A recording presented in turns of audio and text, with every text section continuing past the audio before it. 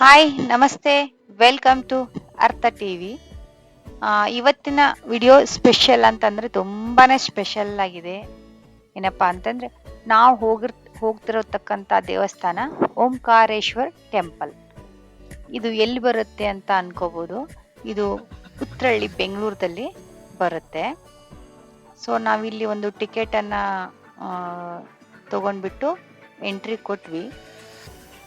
ತುಂಬಾ ವಿಶಾಲವಾಗಿದೆ, ಹಾಗೆ ಶಾಂತವಾಗಿನೂ ಇದೆ. ಇದು ನಾವು ಎಲ್ಲೋ ಸಿಟಿ ಮಧ್ಯೆ ಇದ್ರೂ ಕೂಡ ಎಲ್ಲೋ ಔಟ್ ಸೈಡ್ ಎಲ್ಲೋ ದೇವಸ್ಥಾನಕ್ಕೆ ನಾವು ಬಂದಿದ್ದೀವಿ ಅಂತ ಅನ್ಸುತ್ತೆ. ಸೊ ಅಷ್ಟೊಂದು ಪ್ರಶಾಂತವಾದಂತಹ ದೇವಸ್ಥಾನ ಇಲ್ಲಿದೆ. ಈ ದೇವಸ್ಥಾನದ ಸ್ಪೆಷಲ್ ಏನಪ್ಪಾ ಅಂತಂದ್ರೆ ನಾವು ಜ್ಯೋತಿರ್ಲಿಂಗಗಳನ್ನ ಒಂದೇ ಕಡೆ ಅಂದ್ರೆ ಒಂದೇ ಸ್ಥಳದಲ್ಲಿ ಎಲ್ಲ 12 ಜ್ಯೋತಿರ್ಲಿಂಗಗಳನ್ನ ದರ್ಶನ ಪಡೆಯುವಂತಹ ಸೌಭಾಗ್ಯ ನಮ್ಗಿಲ್ಲಿದೆ. ಹಾಗೆ ಇಲ್ಲಿ ಅದ್ಭುತ ದೃಶ್ಯವನ್ನ ನೋಡ್ಲೂಬಹುದು. ಯಾಕಂದ್ರೆ ನಾವು ಸಿಟಿ ಮಧ್ಯೆ ಇದ್ರೂ ಕೂಡ ಒಂದು ಎತ್ತರವಾದಂತ ಪ್ರದೇಶದಲ್ಲಿ ಈ ದೇವಸ್ಥಾನ ಇರೋದ್ರಿಂದ ಆ ದೇವಸ್ಥಾನದಲ್ಲಿ ನಾವು ನಿಂತ್ಕೊಂಡು ಇಡೀ ಬೆಂಗಳೂರ ಒಂದು ವ್ಯೂ ಅನ್ನು ಕೂಡ ನಾವಿಲ್ಲಿ ವೀಕ್ಷಿಸಬಹುದು. ಅದು ಒಂದು ಕೂಡ ಒಂದು ಅದ್ಭುತವೇ ಅಂತಾನೆ ಹೇಳ್ಬಹುದು.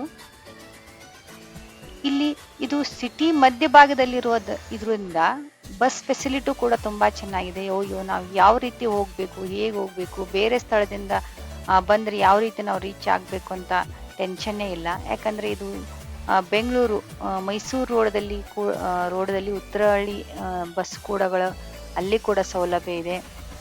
ನಾವು ಮೆಜೆಸ್ಟಿಕ್ ಅಂತ ಬಂದ್ರು ಅಲ್ಲಿ ಕೂಡ ಬಸ್ಗಳ ಸೌಲಭ್ಯ ಇದೆ. ಸೊ ಟೋಟಲಿ ನಾವು ಒಂದು ದೇವಸ್ಥಾನವನ್ನ ಒಂದು ಕಂಪ್ಲೀಟ್ ಆಗಿ 12 ಜ್ಯೋತಿರ್ಲಿಂಗಗಳನ್ನ ವೀಕ್ಷಣೆ ಮಾಡ್ಬೇಕಂತಂದ್ರೆ ಇಲ್ಲಿ ಬರ್ಬೋದು, ನೋಡ್ಬೋದು.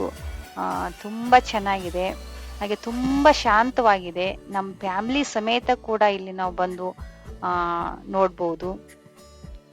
ಅದು ಕೇವಲ ಪೂಜೆ ಸ್ಥಳವಲ್ಲ, ಇದೊಂದು ವೃದ್ಧಿ ಹಾಗೂ ಸಾಂಸ್ಕೃತಿಕ ಸಮೃದ್ಧಿಯ ಕೇಂದ್ರ ಅಂತಾನು ಹೇಳ್ಬೋದು. ಇದು ಶ್ರಾವಣ ಮಾಸದಲ್ಲಿ ಶಿವರಾತ್ರಿಯಲ್ಲಿ ಕೂಡ ವಿಶೇಷವಾದಂಥ ಪೂಜೆಗಳಲ್ಲಿ ಇರುತ್ತೆ. ಸೊ ನೀವು ಕೂಡ ಇಲ್ಲಿ ಬರ್ಬೋದು, ದರ್ಶನ ಪಡಿಬೋದು ಅಂತ ಹೇಳ್ತಾ ಥ್ಯಾಂಕ್ ಯು.